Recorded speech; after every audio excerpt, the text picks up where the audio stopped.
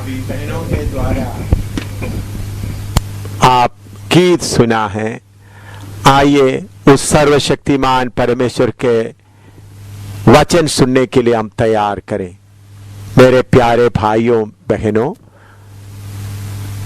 मनुष्य को देखते समय में हमको मालूम होता है कि उनका शरीर का आवश्यकताएं बहुत है।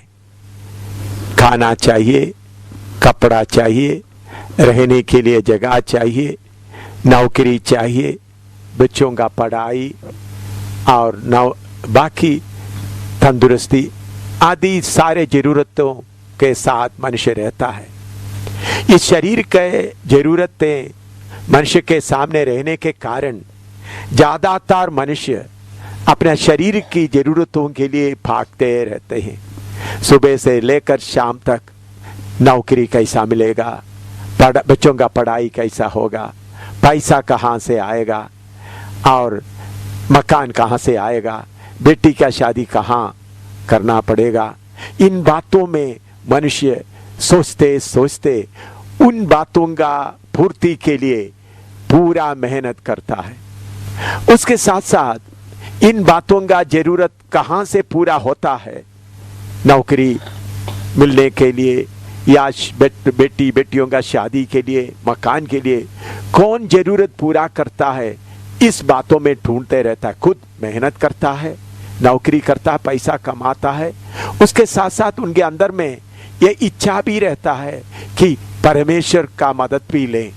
तो इसलिए परमेश्वर का मदद के लिए अगर कोई बोले फलाना जगह में जाकर माथा टेको, तुम्हारा मन का मांग पूरा हो जाएगा, तो उधर में माथा टेकने के लिए चले जाता है, पूजा पाठ करने के लिए चले जाता है।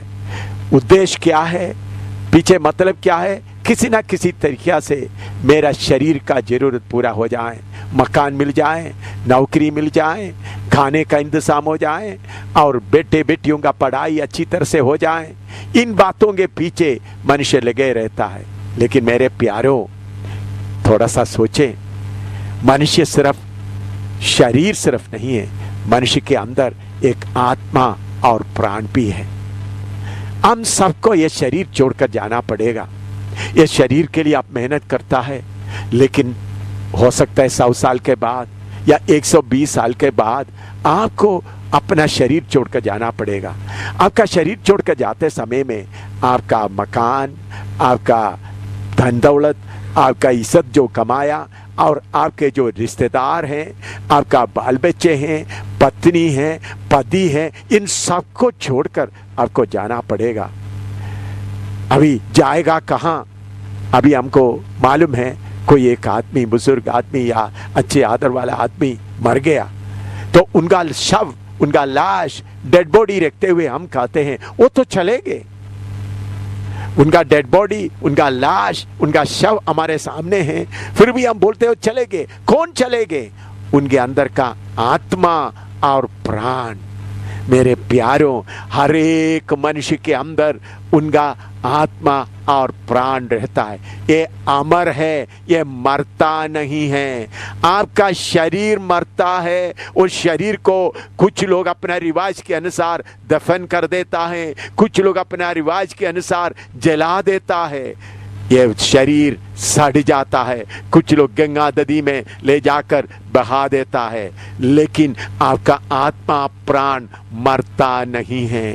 ये आत्मा प्राण कहाँ जाएगा? शरीर के लिए अपना मेहनत करके सब कुछ उनको संतुष्ट रखा, अच्छा बिस्तरा दिया, अच्छा मकान दिया, अच्छे रिश्तेदार दिया, अच्छा इज्जत दिया और अच्छा खाना देकर शरीर को आपने तंदुरुस्त रखा है, लेकिन आपके अंदर में जो आत्मा प्राण है वो ये शरीर छोड़कर कहाँ जाएगा? देखो मेरे प्यारों, मनुष्य के अंदर में जो आत्मा प्राण है उसके बारे में थोड़ा सा मैं आपको समझाना चाहता हूँ। मनुष्य के अंदर में एक आत्मा है, इस आत्मा के अंदर एक विवेक है। विवेक, ये विवेक, और उसके बाद आत्मा के अंदर ज्ञान है, और उसके अलावा आत्मा के अंदर एक संगति का जगह है। विवेक क्या है? ये भले बुरे की पहचान कराने वाला अंग है। यह बुद्धि से प्रभावित नहीं होता है, यह अपनी ओर से ही सीधा न्याय करता है।